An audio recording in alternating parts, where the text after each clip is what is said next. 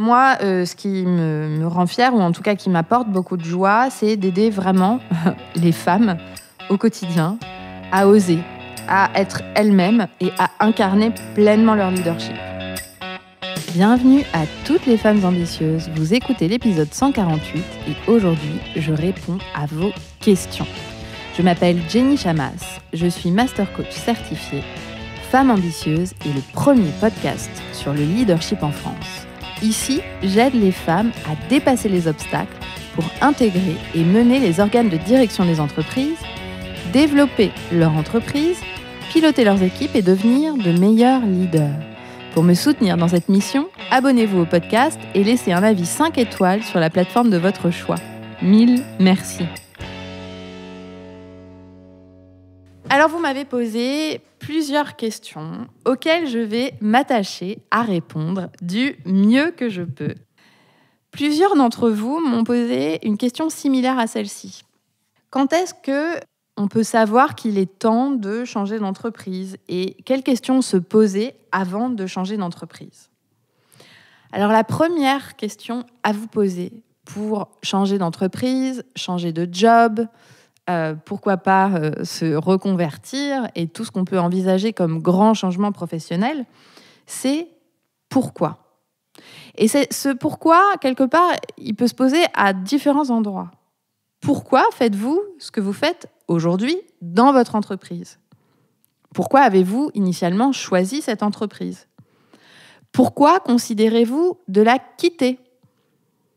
Est-ce que vos raisons de rester ou de partir vous plaisent?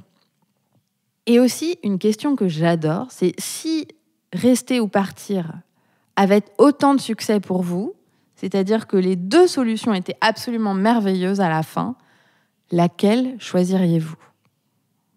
Le pourquoi vous permet vraiment de mesurer vos raisons. Et il n'y a pas de bonne ou de mauvaise raison de façon universelle. Ce sont les raisons qui vont vous plaire ou qui vont moins vous plaire. Par exemple, est-ce que vous voulez quitter votre entreprise parce que vous n'êtes pas en phase avec les valeurs et rejoindre une entreprise avec laquelle vous êtes plus en phase en termes de valeurs? Pourquoi? Est-ce que c'est une question d'argent? Pourquoi? Est-ce que c'est parce que vous en avez marre mais vous allez faire la même chose ailleurs, donc potentiellement vous risquez d'en avoir marre à nouveau assez vite? Donc bref, demandez-vous vraiment pourquoi, et c'est un exercice que je vous conseille de faire à l'écrit, c'est-à-dire de vraiment prendre ce temps, de se dire, ok, pourquoi je resterai, pourquoi je partirai, et foncièrement, quelles raisons me plaisent le plus. Globalement, je ne suis pas une adepte des plans de carrière à 15 ans. Je trouve que ça ne marche pas du tout, parce qu'en fait, on ne sait pas la personne qu'on sera dans 15 ans, et donc en général, les choix qu'on fait, de se décider, de changer d'entreprise, de se reconvertir, c'est pas pour le plan à 15 ans, c'est pour qu'est-ce que je veux maintenant et qu'est-ce que je veux pour dans 5 ans, peut-être. L'idée, c'est de se dire, est-ce que la décision que vous prenez aujourd'hui sert la personne que vous avez envie d'être dans 5 ans?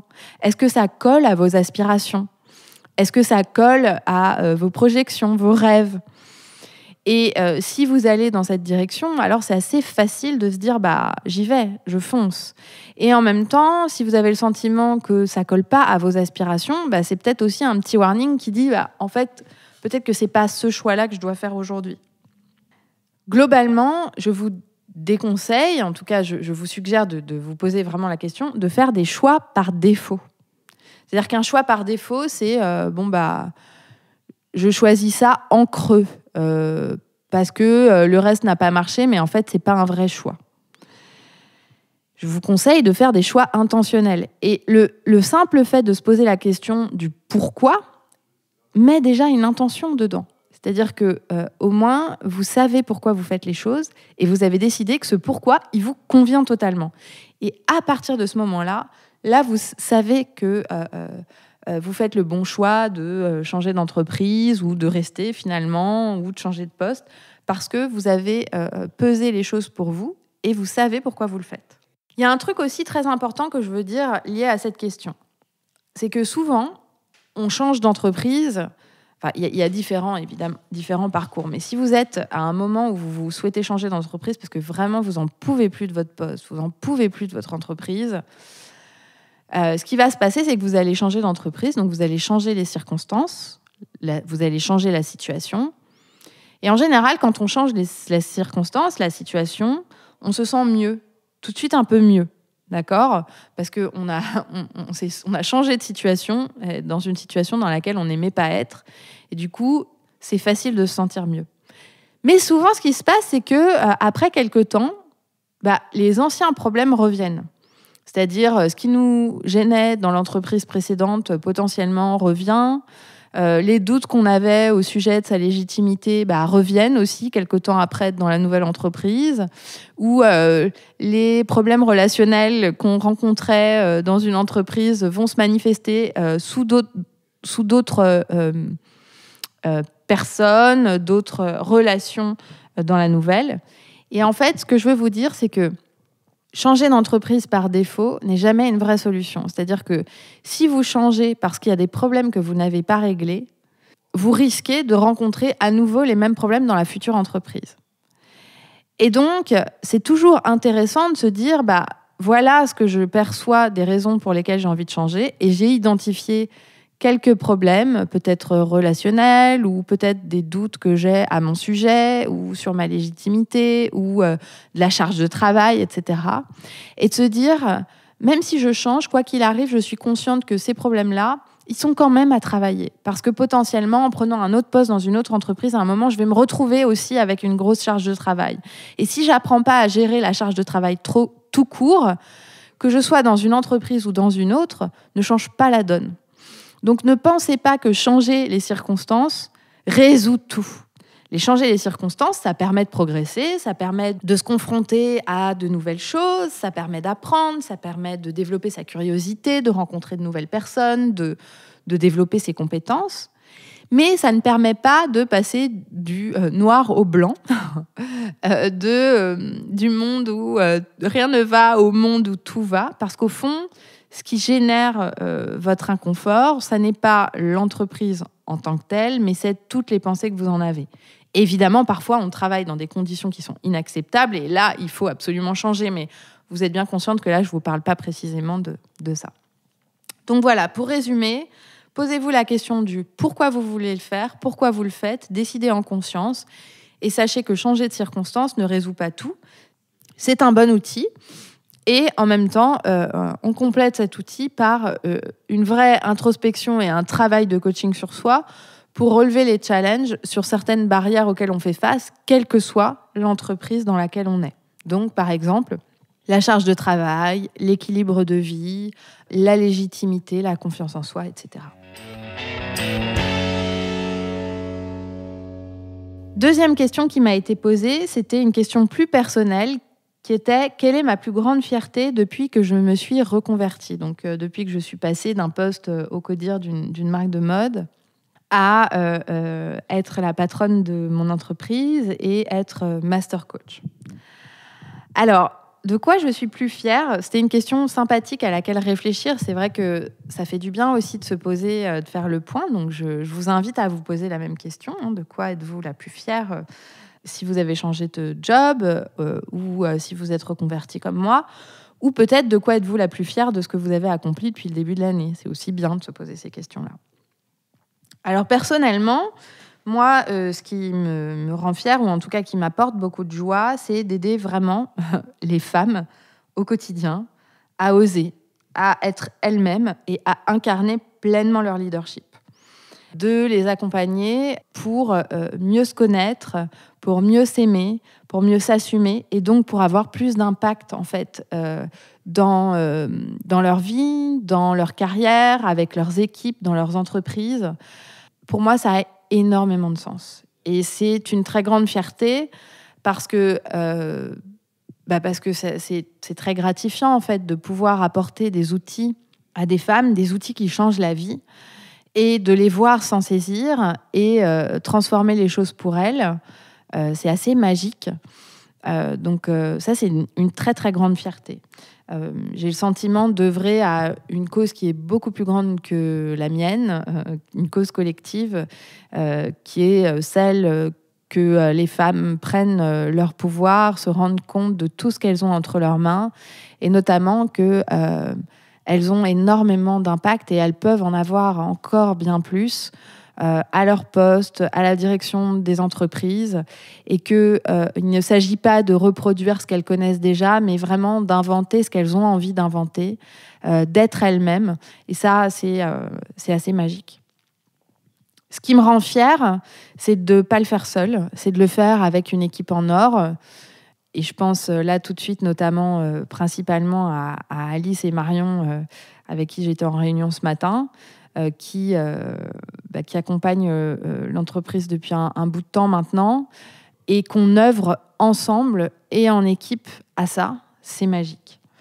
Je suis très fière aussi de le faire avec des clientes en or. C'est-à-dire que les participantes à mon programme de coaching, les femmes avec qui je travaille au quotidien, sont des personnes merveilleuses et contribuent pleinement à faire de cette aventure une aventure extraordinaire.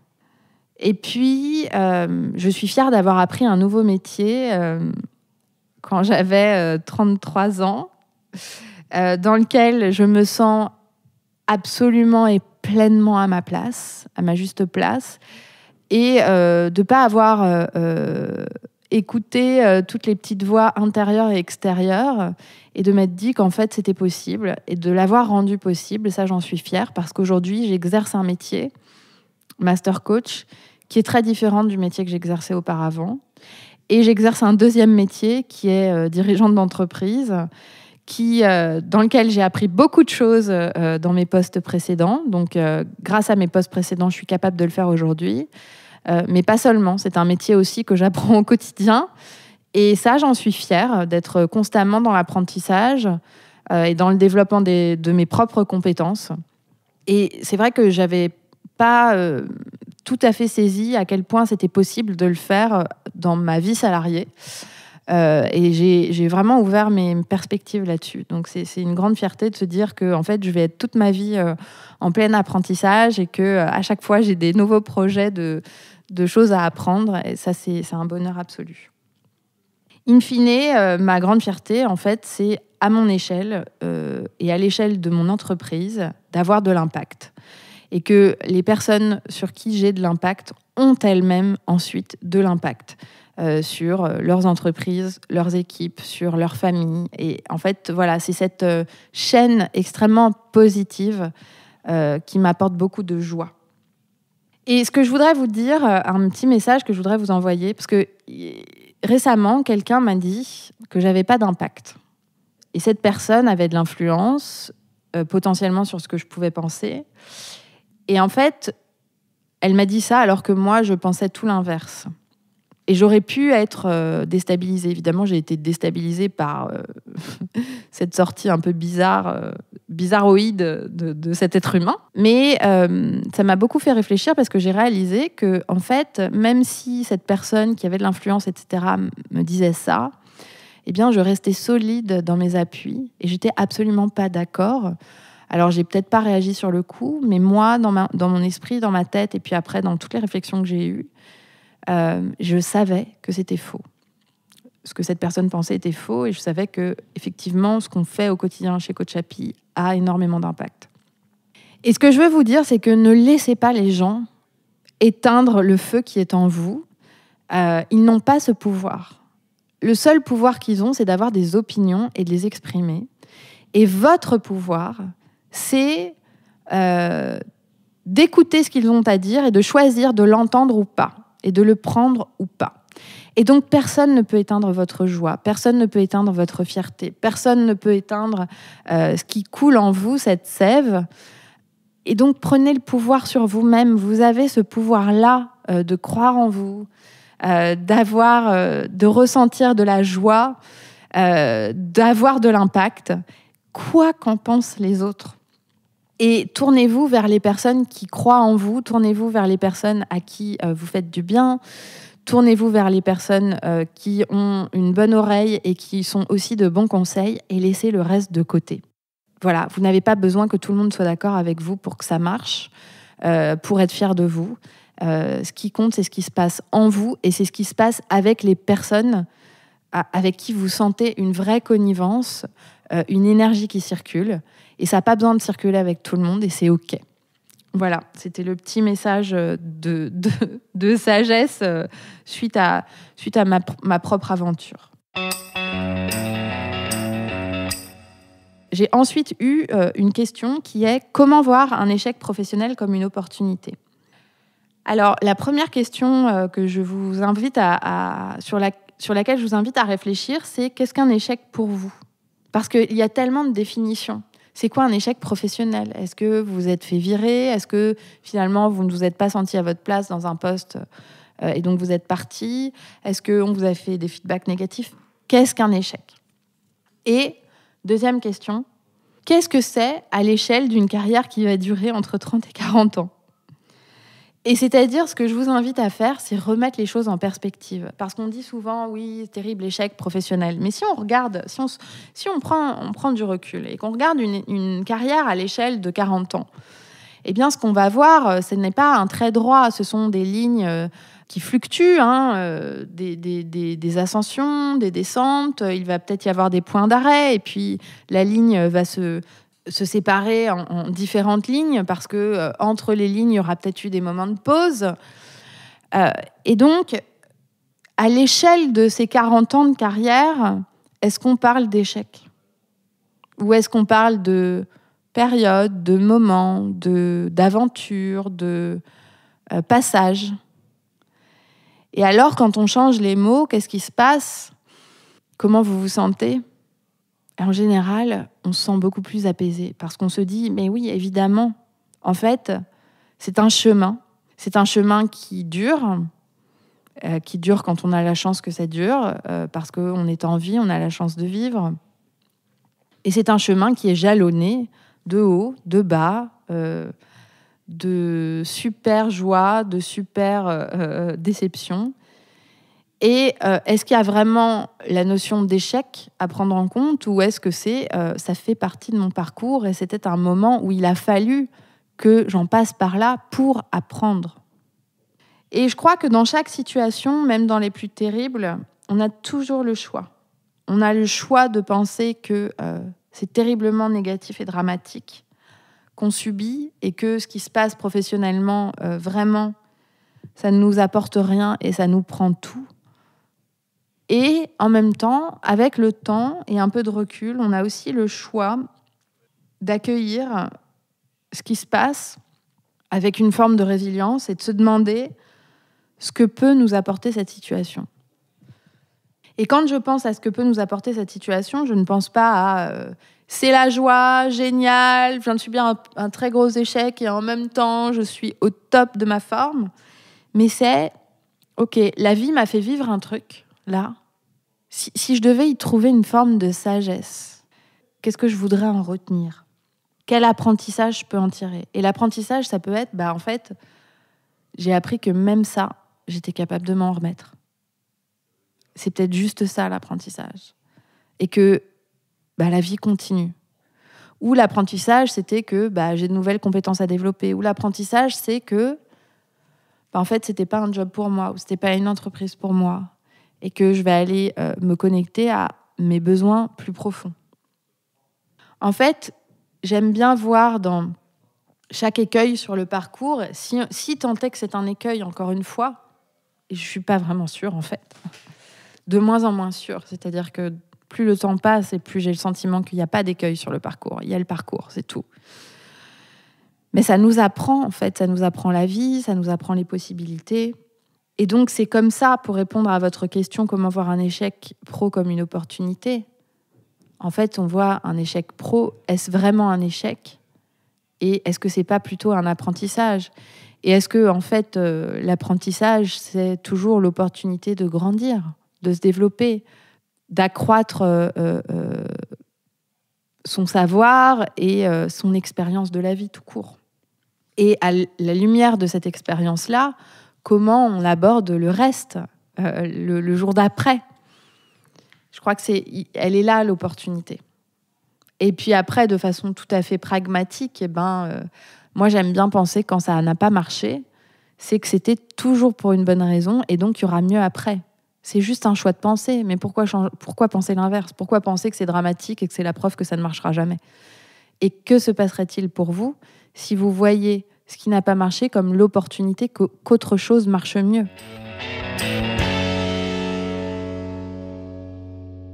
Alors, une autre question qu'on m'a posée, c'est comment ne pas paraître autoritaire en exerçant son leadership?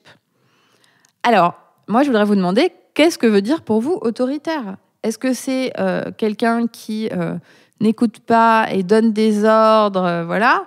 Est-ce que c'est quelqu'un qui prend des décisions? Est-ce que c'est quelqu'un qui impose? Il y a beaucoup de nuances, en fait, dans ce mot, et c'est très difficile pour moi de savoir ce que vous voulez dire précisément par autoritaire. Est-ce que prendre des décisions, par exemple, c'est autoritaire? Ou est-ce que l'autorité, c'est de ne pas écouter les autres, de ne pas les prendre en compte et de décider quoi qu'il arrive? Et puis, j'ai envie de vous dire, et si vous paraissez autoritaire, sachant que autoritaire, visiblement, a l'air de revêtir différentes nuances, et si vous paraissez autoritaire, et alors, quel est le problème? Pour certains, ce sera génial d'avoir quelqu'un qui semble autoritaire parce qu'ils adorent ça. Pour d'autres, ce sera un problème parce qu'ils détestent ça.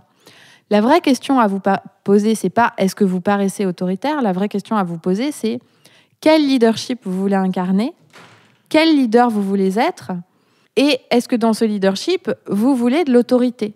Et quelle forme d'autorité? Est-ce que c'est une autorité qui se présente sous la forme d'autoritarisme, ou est-ce que c'est une autorité qui se présente sous la forme de décision, de charisme? Et donc, c'est des choses qui sont totalement différentes. Mais en gros, ce que je vous propose ce que je suis en train de faire, c'est de vous renvoyer la balle. La question n'est pas comment vous paraissez, la question est quel leadership voulez-vous incarner et est-ce que vous agissez selon le leadership que vous voulez incarner? Et si vous voyez qu'entre ce que vous voulez incarner et la perception extérieure, il y a une différence, alors c'est toujours hyper intéressant d'aller demander du feedback.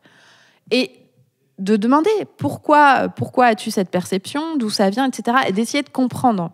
Parce que ce sujet-là de l'autorité, elle est quand même basée sur beaucoup d'interprétations. La vôtre, celle des autres. Et donc, c'est basé uniquement sur des pensées.